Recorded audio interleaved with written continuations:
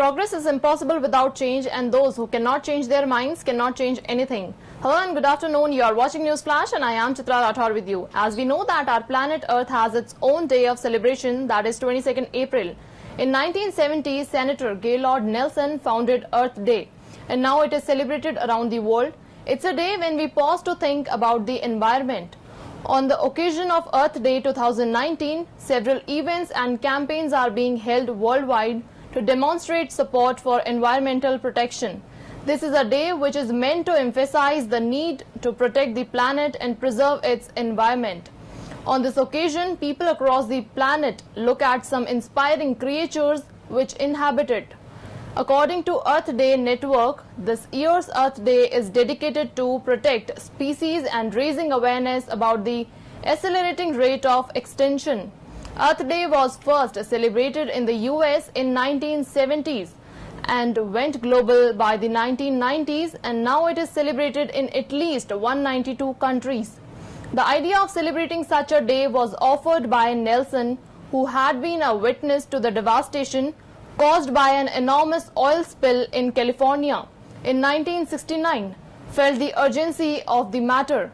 The earth is alive, but she is struggling to breathe. Please help her survive.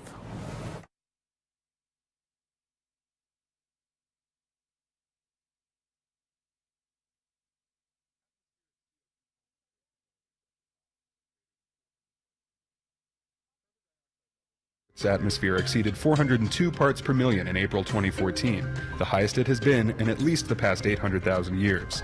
The buildup is a result of the burning of fossil fuels and is resulting in global warming. Because a single molecule of CO2 can stay in the atmosphere for hundreds of years, today's emissions will affect many future generations. We dump 19.4 billion pounds of plastic into the ocean each year. A comprehensive February 2015 study found that 8.8 metric tons of plastic waste are dumped into the ocean annually. As the world's population density increases, scientists say marine debris levels could reach up to 155 million metric tons. That's 341.7 billion pounds by 2025.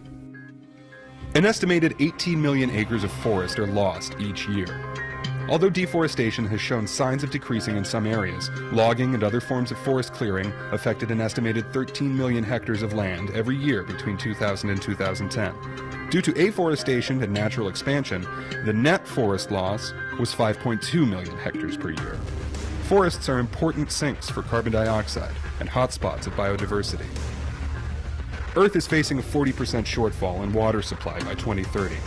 The 2015 United Nations World Water Development Report found that unless the international community, quote, dramatically improves water supply management, the planet may face a 40% shortfall within the next 15 years.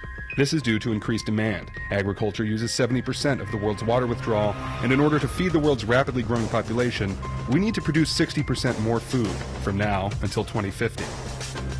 Climate change-related extreme events, plus population growth, could increase hunger by up to 20% by 2050.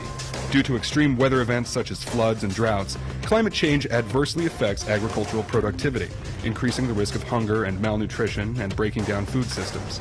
The majority of hungry people live in areas of the world prone to climate-related disruptions. Making such populations more resilient to such impacts is a high priority for international development organizations. September Arctic sea ice extent is declining at a rate of 13.3% per decade. Arctic sea ice coverage reaches its minimum in September each year. In September 2014, the Arctic sea ice reached its sixth lowest minimum on record since 1978. The monthly average Arctic sea ice extent in March 2015 was the lowest in the satellite record.